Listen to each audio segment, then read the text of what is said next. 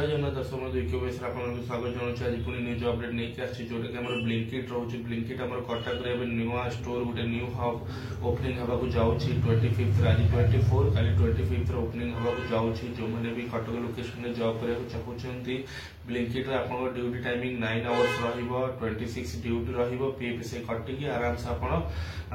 13,500 ରୁ 14,000 इनकम करेंगे किसी असुविधा नहीं अटेंडेंस बोनस वगैरह सब किसी फैसिलिटी रोचे ये खाली आमको फीमेल कैंडिडेट दरकार जार एज 18 ରୁ 35 होता दरकार मिनिमम क्वालिफिकेशन 10th पास होता दरकार सब टाइप काम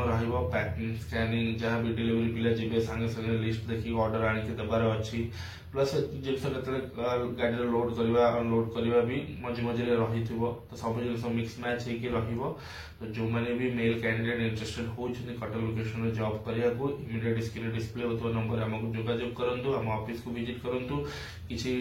डॉक्यूमेंटेशन रजिस्ट्रेशन प्रोसेस अच्छी है इमिडिएट आपको जॉइनिंग देदेबू आ गोटे भल जॉब को निजर करूँ आज थैंक यू जय जगन्नाथ नमस्कार।